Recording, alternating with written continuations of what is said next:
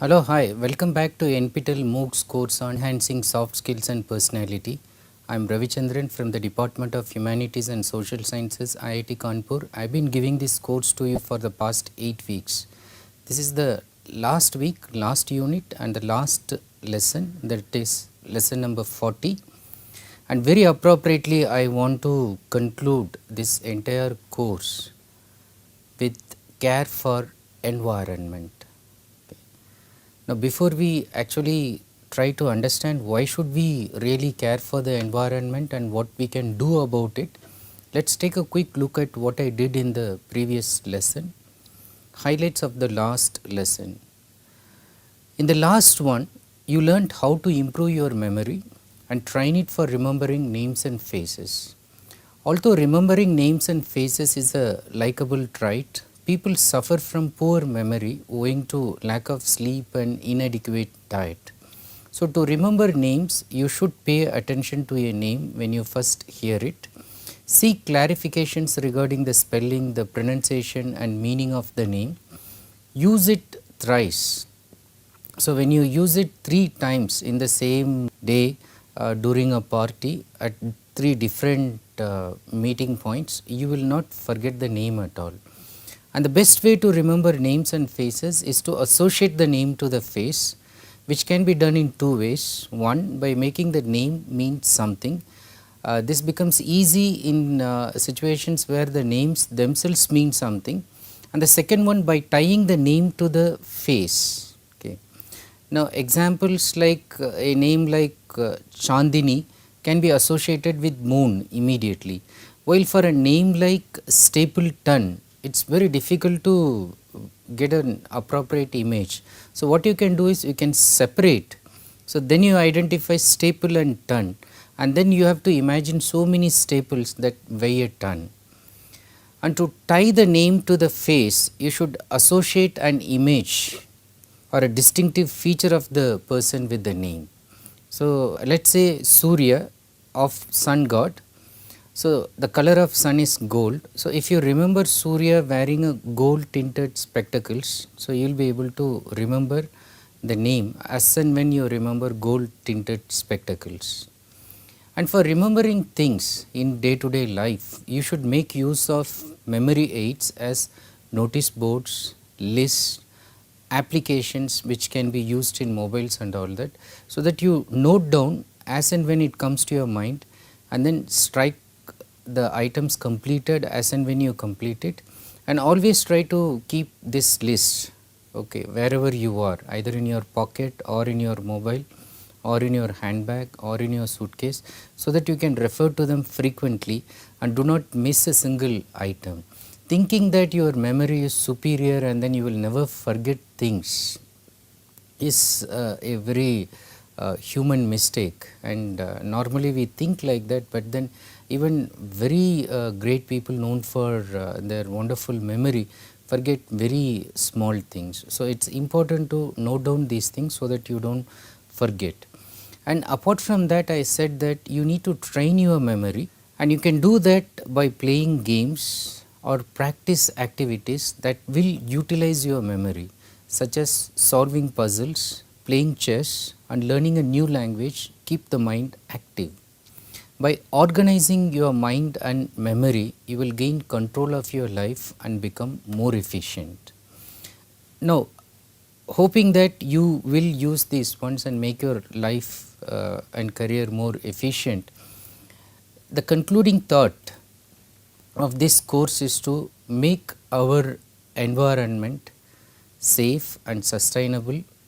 So, in order to do that, first we need to know what is it that our living environment needs to be done from our side as human beings. What is environment? While environment refers to our surrounding conditions, so it could be natural or man-made. Generally, it refers to surrounding conditions. It refers to the area, the place in which we live.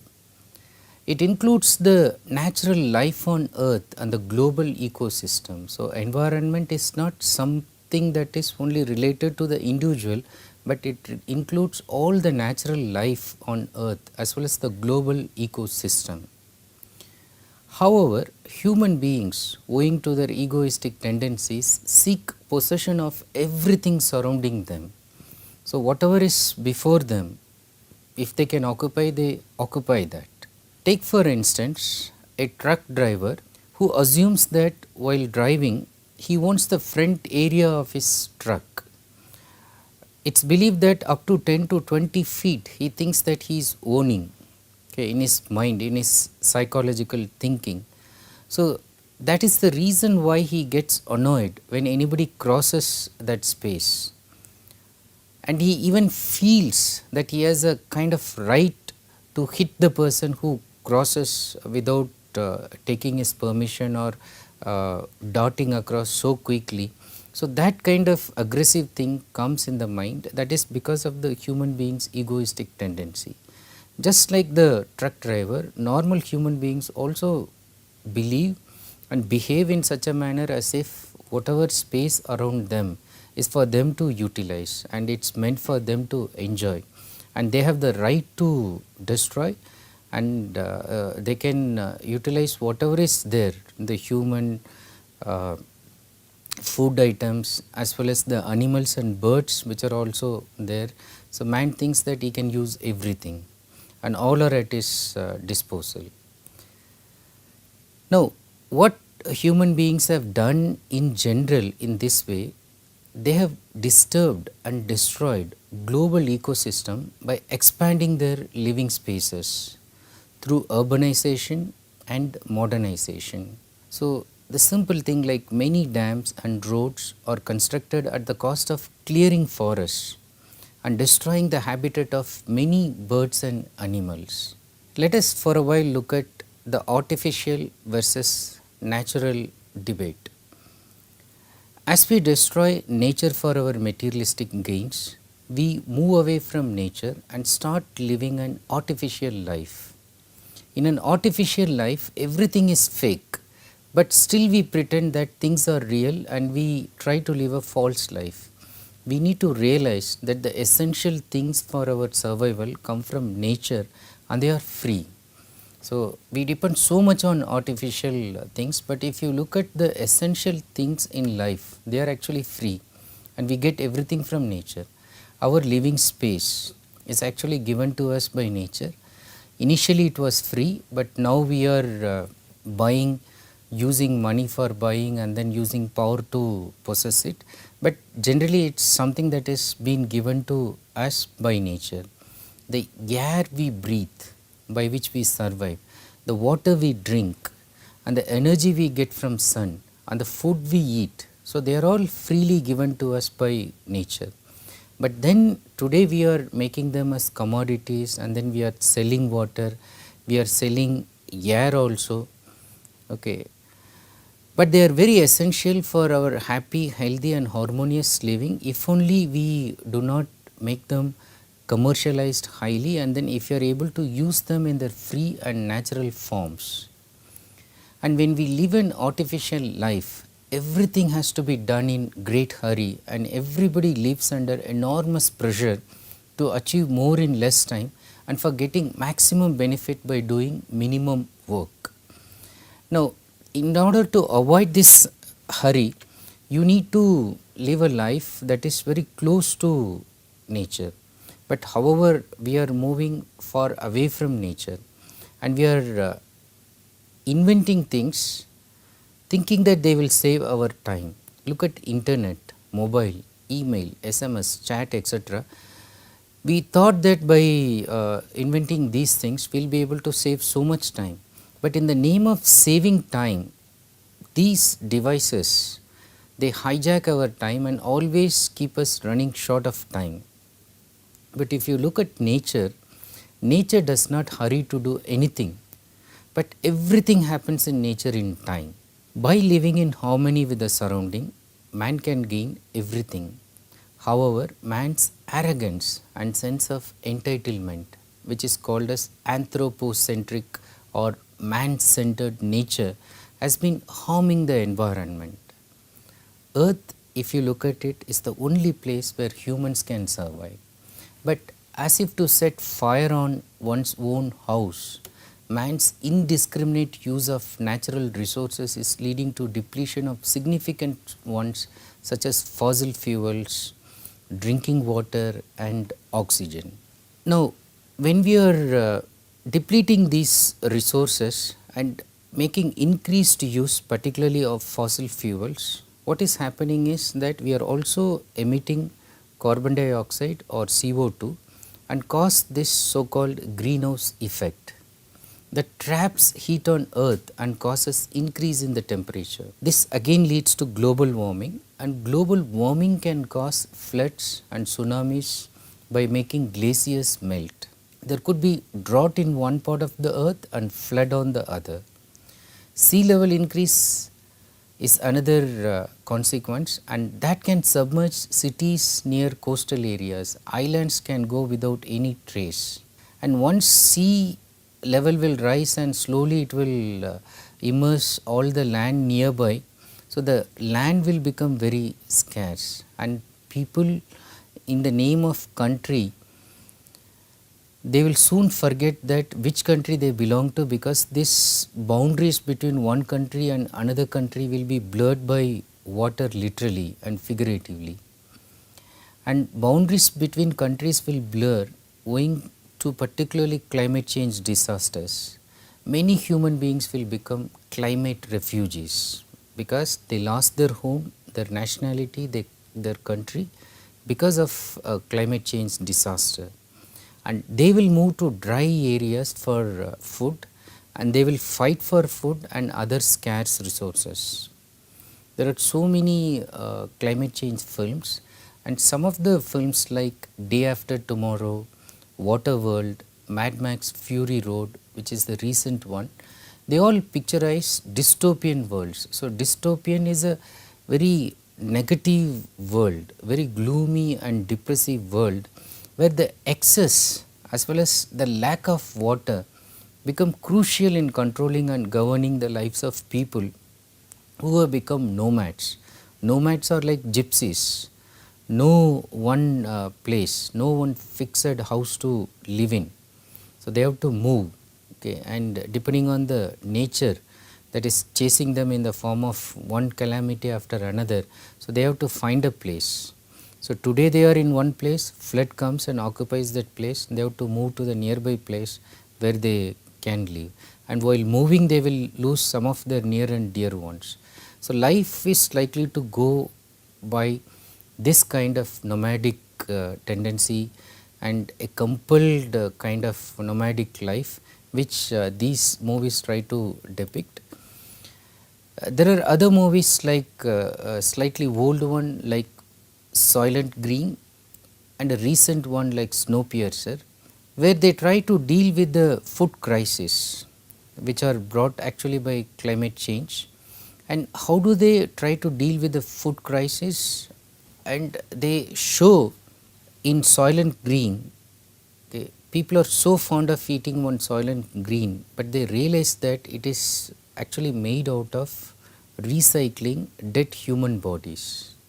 Whereas in Snowpiercer, again they are given some kind of protein bars which are actually made of cockroaches and other insects. There's another climate fiction by name Polar City Red. Now in this novel, it shows people living a nomad-like existence. They hunt for their food, like they go back to the old times and they start hunting for the food. And they share resources including the female womb. Women who are less in number in the novel are given security only if they are willing to participate in the procreation lottery, in which one woman has to live with 6 men periodically. Now these issues are raised. Will you be happy with this? Will you be happy to eat this kind of food made out of human bodies or cockroaches? Will you be able to let your wife share this kind of biological space with other men? So these are issues these novels are rising unless we are going to do something about climate change now. It also raises points related to climate change disasters and says that it will affect the women, the children and the marginal the most. And the interesting point that it makes is that the politicians and the rich will find means to survive even by making tunnels under the earth. So they planned long before and they are making tunnels and they learn how to move with the latest equipment and they live under the earth and they try to control people who are living above. Now when you read these novels, watch these movies, although these novels and movies appear to be scary, they are called as cli-fi and cli-flicks, okay, climate fiction and climate films. They try to give us a jolt, they just want us to shake us from our deep sleep. They just give us a jolt to our indifferent and complacent approach towards caring for our environment. Now, when these things are trying to give us the jolt, won't we wake up and should we not start caring for our environment?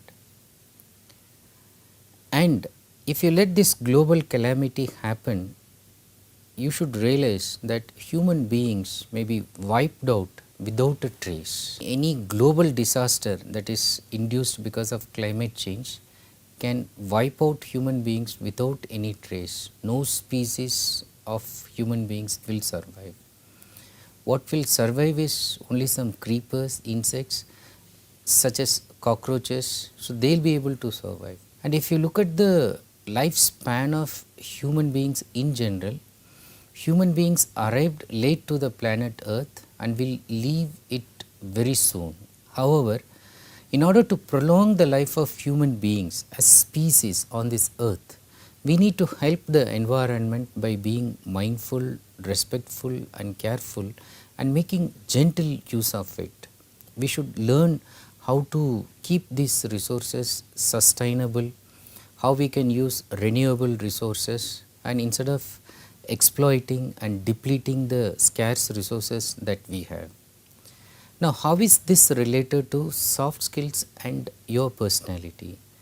In the time to come, a person's ability to care for the environment will become a crucial soft skill and an integral part of a well-developed personality. So, many people, particularly somebody like Al Gore, who was given the Nobel Prize because he advocated the cause for climate change, he brought it to the foreground and then he is even now trying to create this kind of awareness, and you should realize that that becomes an integral part of a personality, okay, and then people will try to see what is your position. So, are you an activist or are you an inactivist or are you skeptical or are you skeptical with some kind of hidden agenda? So, all these things are going to typify your personality. And this is a soft skill that when you are able to negotiate with individual to individual level and when you are able to negotiate with the society as an individual, you should also learn to negotiate in a very harmonious manner with the environment. So, that will show you as a fully developed personality. So, that is why I am going to give you some simple tips, simple steps for caring for our environment and try to start caring for the environment by using these tips as quick as possible. So, there is no day is better day than this day and this moment. Now, in general, on the top for caring for the environment, the tip I would like to give is that avoid any wastage. Do not waste anything, because to create one resource, it takes so much of time. Since the resources are scarce, whether it is food or water, do not waste. You may be very rich, so you have lot of materials at your disposal, but you cannot just throw them out and then waste them just because you have money at your disposal to buy them. The reason why you cannot waste them is that you have no right to misuse or waste resource created by somebody else on your behalf. So, that is why do not waste anything, And the second important thing is recycle waste as much as possible. Okay, try to recycle, try to reuse, do not waste. And the most important thing is conserving water, drinking water as well as normal water. So you should use it to the minimum required quantity. While brushing teeth, so running the tap while brushing teeth consumes 2 to 3 liters just like that. But actually you need only 100 ml or 50 ml to wash the brush and little bit for just washing your mouth. So washing fruits etc., just running the tap on and then washing vegetables. Now you need to turn off the tap the moment cleaning is done. In a similar manner you need to conserve electricity because we need so much of energy to produce electricity, so do not waste that. Turn off the light, the fan, the AC, the TV, the laptop or anything that makes use of electricity when it is not in use, and generally try to avoid AC and as much as possible try to avoid using air conditioners, but when in use close the door so that you will not let the cool air escape. And the other important thing that climate change activists try to advocate is that they say that you should avoid travel by flight, because they say that you can prevent enormous fossil fuel consumption, and the suggested recommended travel mode is train.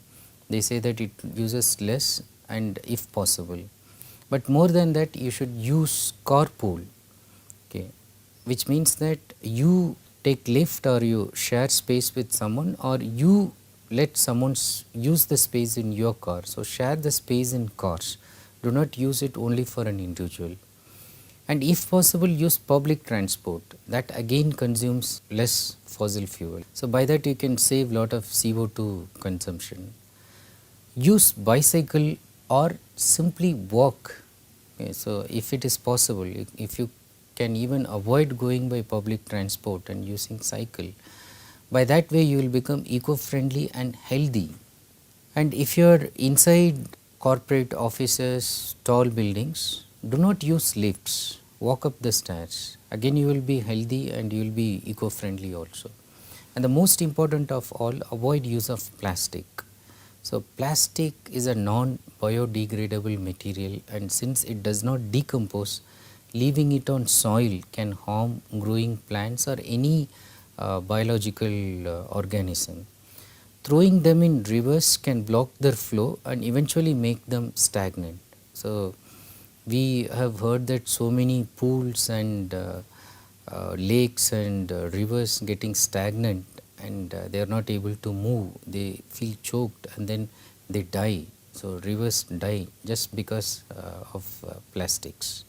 So it's very important that you should stop using them, and there are already cities, they have stopped using or they are preventing the use of them by increasing the price of plastic bags and all that. So avoid pesticides by cultivating your own kitchen garden, whatever is possible if you can cultivate. Even if you are not living on a ground floor, you can have your own terrace garden, okay, and grow your own food that tastes much better, and it's organic and it's without pesticides, so it is healthy and you will live longer. The next important thing is you need to sensitize your children. Take your children to natural surroundings and make them experience the joy of being in green, clean and pure environment than just getting bogged down in video games on their computers or mobiles. So take them outdoor, make them experience, and that experiential learning will actually change them. And many children, after getting exposed to pure natural environment, have gone into volunteering services such as cleaning the parks, okay, and keeping the environment clean in general. So they actively participate in that, but the motivation has come from just making them experientially feel this significance of pure environment. And when you are buying something, and if it comes in some jars or containers, reuse jars and containers instead of throwing them in dustbins, okay. And use solar power instead of going for electricity as far as possible, and if there is solar powered chargers, solar powered lanterns, you can use them. Use your bags for shopping instead of going and then getting plastic bags in the malls and paying for them. So take your bags with you. So avoid spending money on unnecessary plastic bags, but at the same time make it a principle to carry your own bags for shopping. And in terms of printing, so minimize printing and paper use. So try to use as far as possible soft copies. So if you are in a meeting, so use your laptop and a projector, and then you can show everything on a screen instead of giving 40 printouts of 50-page materials, which can be just shown on the screen with good projection and everybody can see and then comment on that.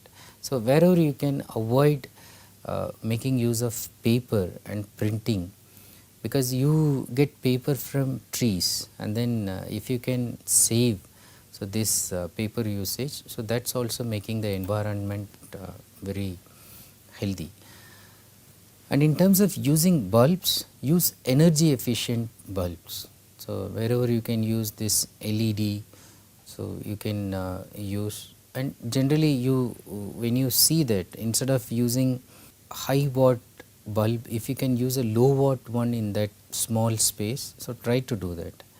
And avoid buying use and throw products. So that is sometimes nowadays so many things have become use and throw. You can use it only once, and if it goes on repair, you have to throw it. Now don't buy such products. Try to buy something which are repairable, and try to fix things before buying new ones, and many things are actually repairable.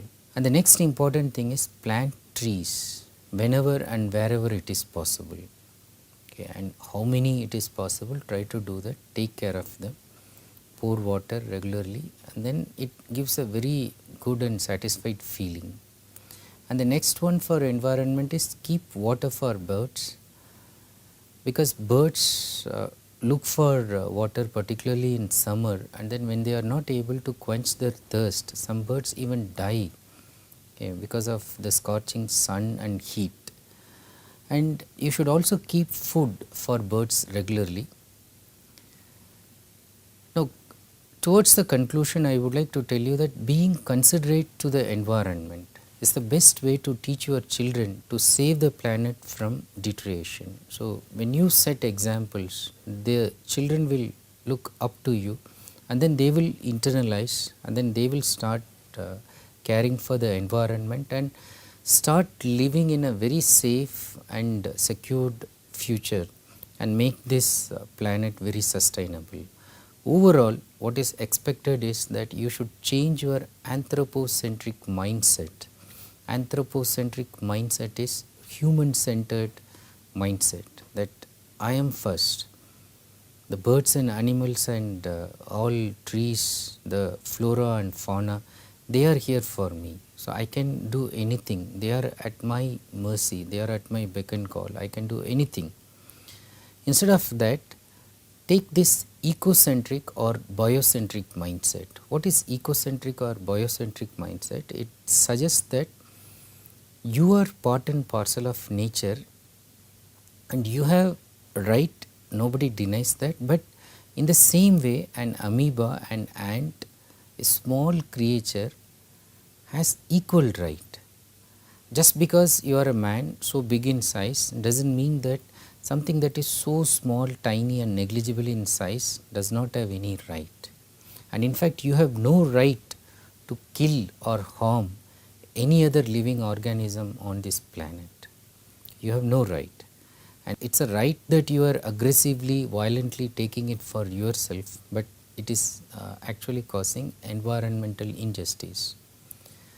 So be fair to the environment. Try to have this biocentric mindset where you start respecting other non-human creatures, that is birds, trees, animals, and then you give them equal importance. You treat them as your peer, and there are some people who even keep them one step ahead. They even feel that, okay, I am very humble before you, so you are even better than me. So I should treat you with utmost respect. So when you change to this mindset, so automatically you'll be able to care for the environment. Let's look at two interesting quotes from two eminent people in terms of environment and living harmoniously with nature. One is from Mahatma Gandhi. He says, "Earth provides enough to satisfy every man's needs, but not every man's greed."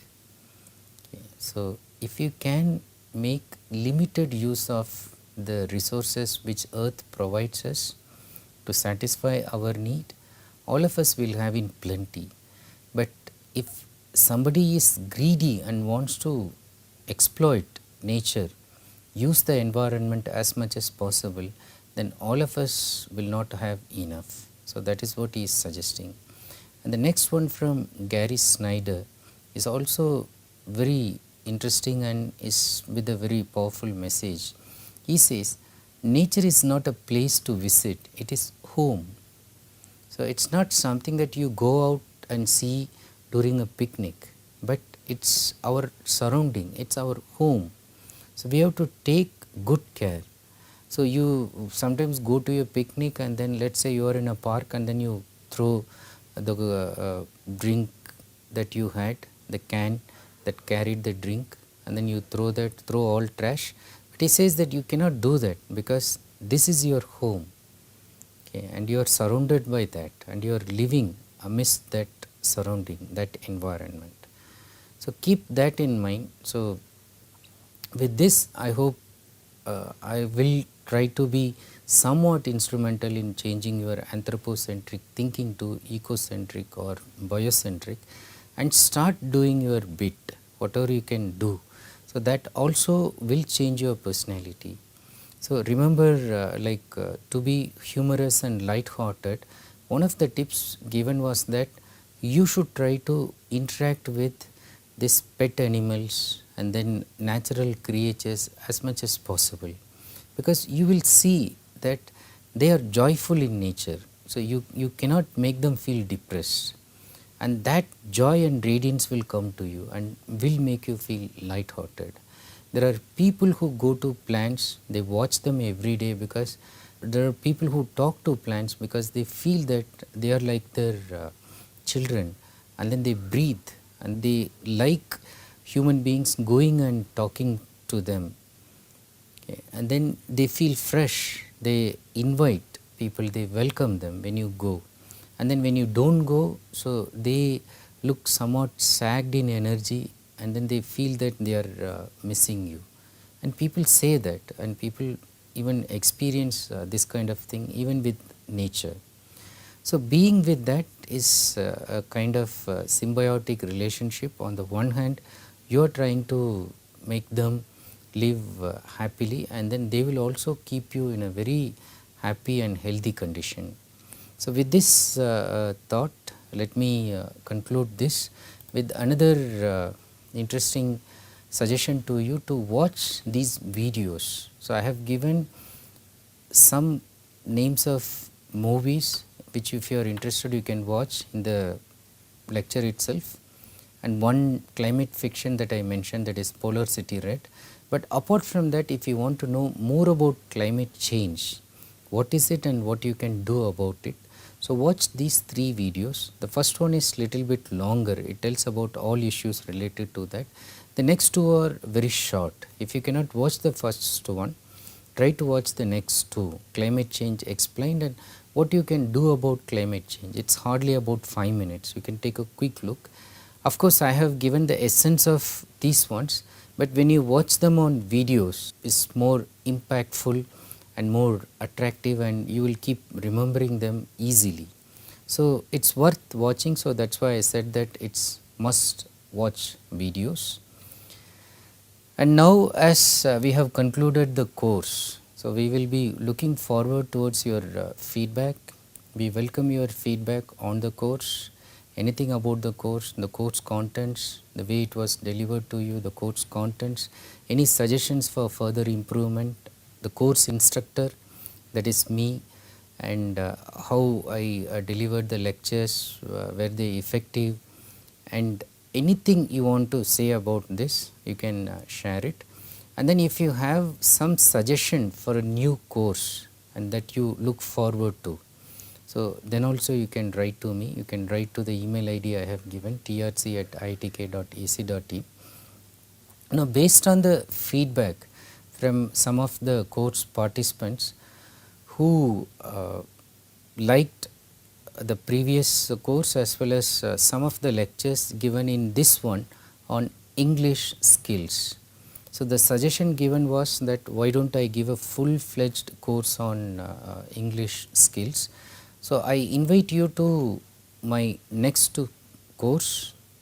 So, it may start in July or in January depending on our preparedness, but then you are all the time invited, all those who have been doing this course, and some of you, the majority of you are continuing from my previous course. So, all the participants, you are invited to the next course that will be on Essential English for Life and Career. So, with this I thank you, and I leave this with the note of overwhelming thought that you have been with me now for the 40 lectures, about 8 weeks, but it's like a very long journey, but it just went like as if I just started recording the first lecture yesterday and then it's just completing now. I don't know how time went. Time is really relative, but then I hope that these materials have been really beneficial to you and then had some impact on you, and you are able to use them in your life journey and make your life a very happy, healthy and harmonious one. Wish you success in whatever endeavor that you take in your life. Wish you happiness and peace also. Thank you so much. Thanks again.